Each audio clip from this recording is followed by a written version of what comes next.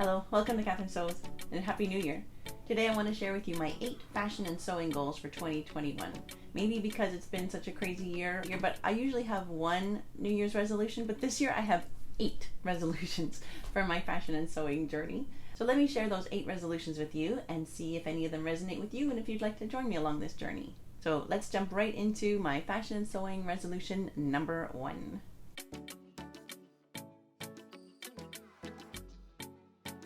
First, I'm going to finally and completely divorce myself from fast fashion. I love clothes, I love fashion, I love shopping, and I also love a great deal. But for the last 8 or 9 years or so, actually since just before the collapse of Rana Plaza in Bangladesh, which killed over 1,134 people, since that tragedy, I've been trying to avoid fast fashion altogether. With all of the human and social and environmental injustices that happen with the fashion industry, I just don't want to participate in that at all. So for the last 8, 9, 10 years probably, I've been thrifting and sewing almost all of my own clothes. But as I say, I still love fashion, I still love shopping. So every once in a while, especially when I'm online, I get sucked into some great deal online, some pretty object that I just can't resist, and I almost always regret it. For example, I saw this blue shirt online. It just looked so pretty and I just fell in love with it. I don't know, something about like the boho kind of very beautiful. It just looked so pretty. I just had to have it. I fell in love with it. So I ordered it. It wasn't like ridiculously cheap, but it wasn't super expensive. It was affordable, but not so cheap that it was a red flag. So the website said it was cotton poly, which for a shirt like that, I prefer all cotton, but okay, fine, whatever. I still had to have it. And so I ordered it, and when it arrived, so at one touch, I knew that that is not poly cotton. There's no feeling of cotton in here at all. It's like, it's not even a good synthetic. It's not even a nice synthetic. It's absolutely like, it makes me feel like I'm gonna break out in hives any moment. It's just awful. It's so awful. And you know what the weird thing is? The label inside doesn't even say poly cotton. It doesn't even say 100% polyester, which is what I think it is. It says 100% cotton. Can you see that? It says 100% cotton. It's so not.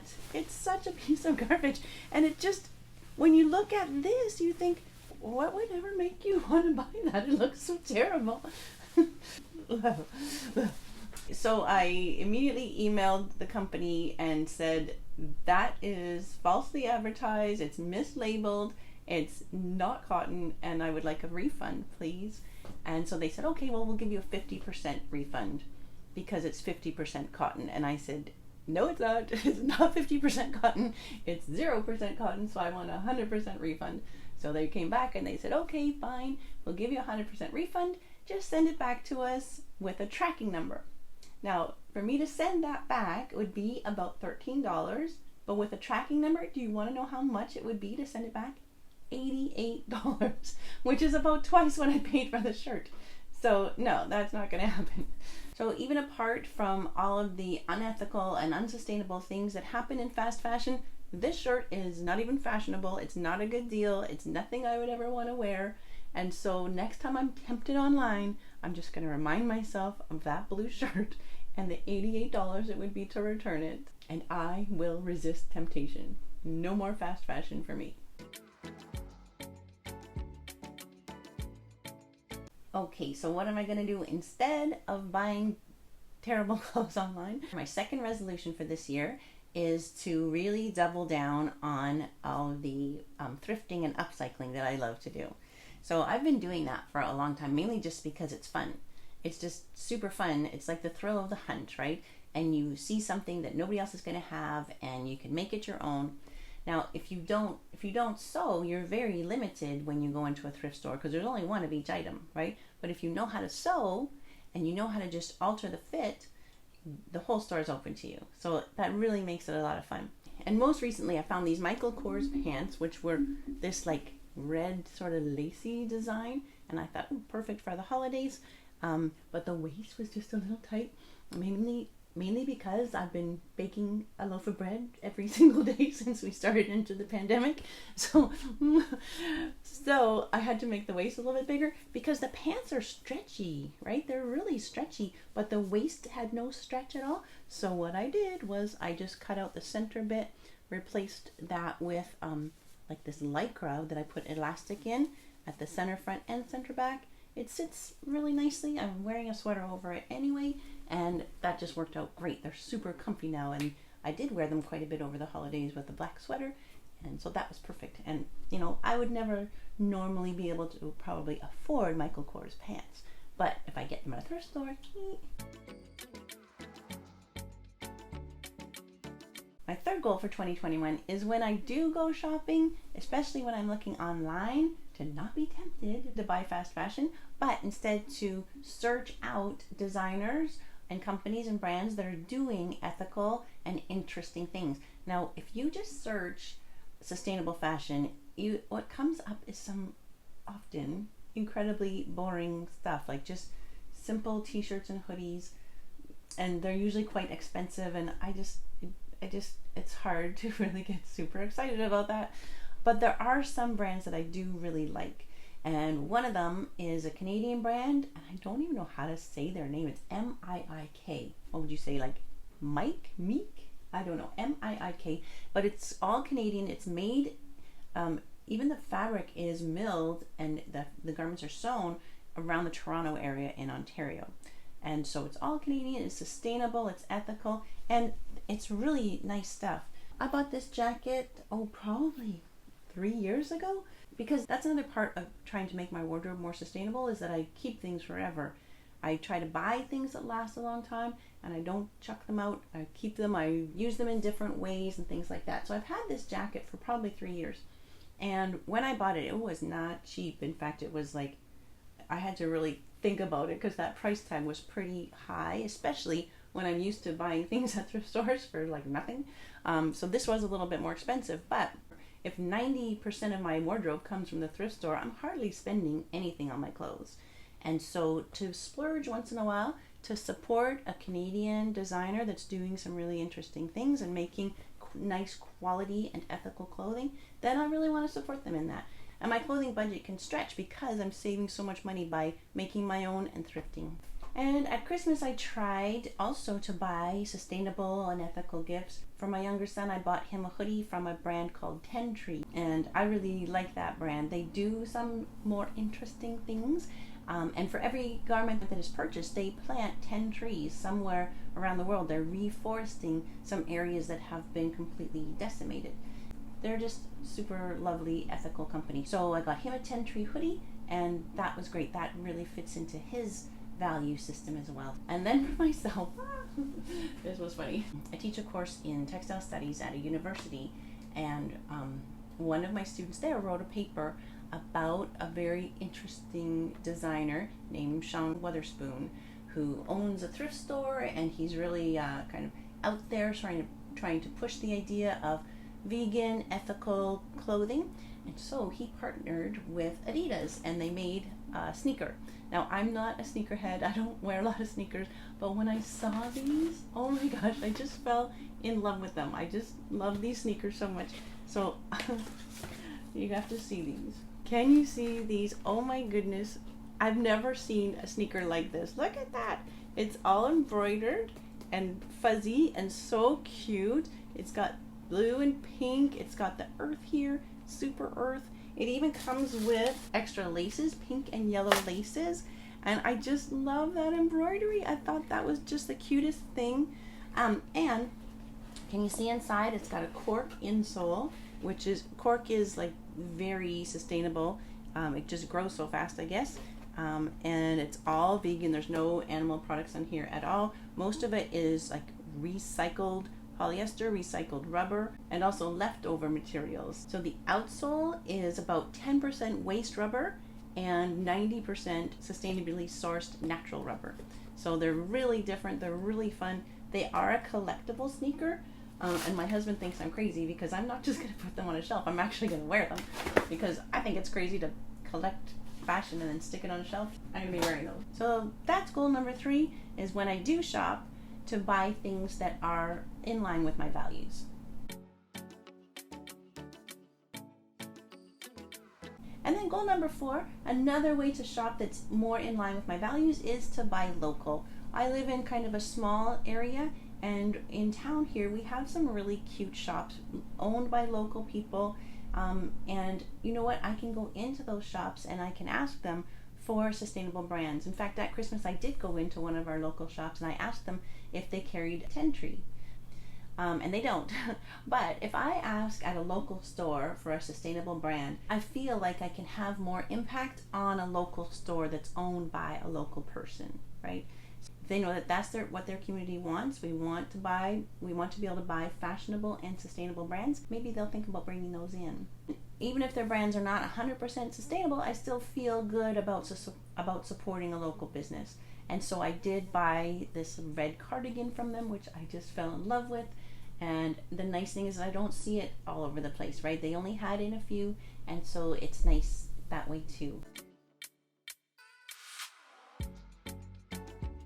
Goal number 5 is I'm going to stop buying my basics. I have to confess that I usually do buy basics like pajamas and t-shirts and exercise clothes. I usually do buy those mainly because, well, I guess 2 reasons. One is that it's not a super fun and exciting sewing project for me. It's not like I'm challenging myself by making a t-shirt.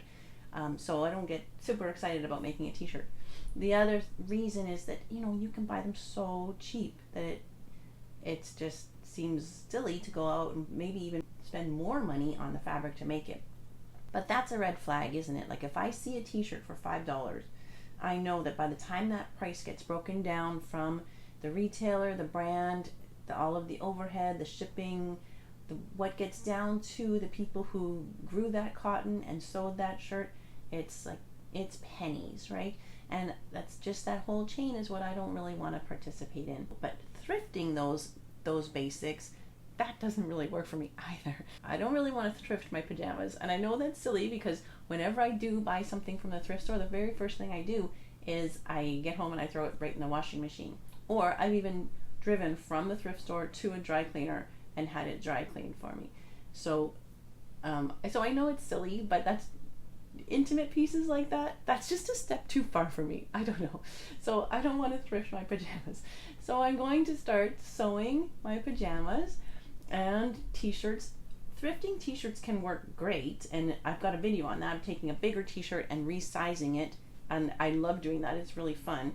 So that can work great. But if I wanted a basic plain white t-shirt, it's hard to thrift that, right? Because plain white t-shirts don't stay white for very long. Most of the ones in a thrift store end up looking very tired. So I would tend to buy a plain white t-shirt, but not anymore. I'm going to start sewing my basics. So one thing is, once you have a pattern that works for you, it's lightning fast, right? There really is no excuse not to do that. It's so fast and it can be fun, and there's a million variations you could do once you have that pattern. I'll do some videos on maybe sewing a capsule wardrobe for spring, which would include some t-shirts and maybe a knit skirt and some basics like that. So I'm kind of looking forward to that. I'm going to try and buy some nice, maybe even organic cotton, and see what I can come up with for that. So stay tuned for that.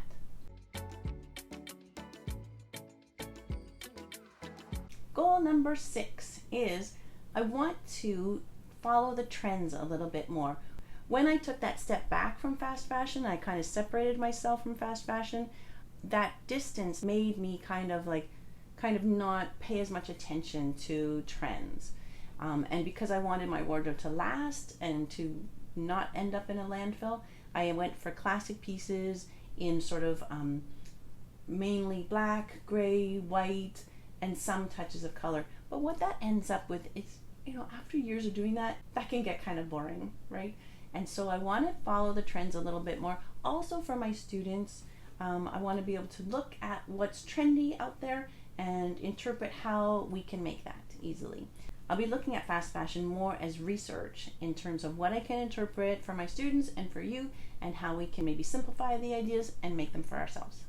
I'll search out a good pattern that we can use, and maybe we could do a sew along.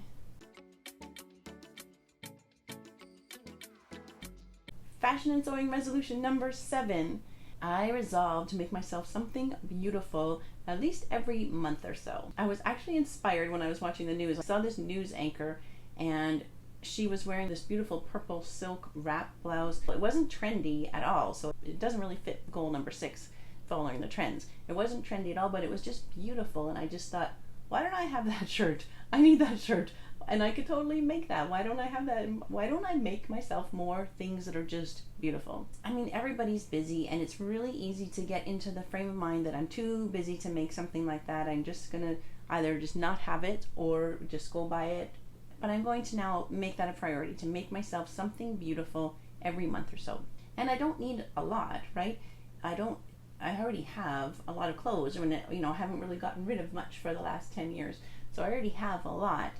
And if I make myself something beautiful every month or two, and all the basics I'm going to be sewing, and the fun things I'm going to be thrifting, that's already a lot. I don't need any more than that. So I'll buy the pattern and I'll buy the fabric, and that's important too, because with all of the thrifting and upcycling I'm doing, I'm not doing anything to support local fabric stores, right? And that really is important. I don't want any more of the fabric stores to go out of business. So I want to give them my support as well. Our local fabric stores are the key to making life as a home sewer possible, and I love our fabric stores. I'll share the fabrics that I buy with you and the patterns that I'm going to be using, and I'll share my process with you. Fashion and sewing resolution number 8 is to keep on teaching people how to sew, both in person and on my channel. There's been a big resurgence in sewing since the COVID pandemic started, which is one of the silver linings of this crazy time we've been in. So many people started to sew because we all needed masks and PPE, and so a lot of people started to sew just because of COVID. And also because we're all stuck at home a lot more and we need something crafty to do. So it's been wonderful to see so many people starting to learn to sew, and that's definitely yay. I want to support that as much as I can. I've been a sewing teacher for more than 15 years now, and I just love seeing young people and older people just decide that now's the time they want to learn to sew, and to see them get so excited about what they can make and to see them being proud of their end result. It just makes my day. I just love that so much. And on YouTube, there are so many young, creative, brilliant people doing really, really fun things, and tons of upcycling happening on YouTube. And I just, of course, love that, and I want to celebrate that. But not everybody has the right technique to be successful in what they're trying to do. And like anybody who sews, I don't like to see bad things happen to good fabric. So I might be trying to do my version of a reaction video. And not to be mean or condescending about somebody's project, but just to see if I could point the way as to where they might have gone wrong, what they needed to know to be successful to make that project work. If you don't love the finished product and you don't wear the finished product, it's going to end up in a landfill. And there's value in the learning, in the process, but just if it ends up in the landfill anyway, we can do better than that. Those are my 8 fashion and sewing resolutions for 2021. What do you think? Do any of them resonate with you? If you want to come along on that journey with me, then make sure you hit the subscribe button so you'll see every time my videos come out. Let me know in the comments below if you'd like to join me in any of these goals, or if you have other fashion and sewing goals for 2021. I'd love to hear that too. In the meantime, keep sewing. I can't wait to sew with you in 2021. Take care.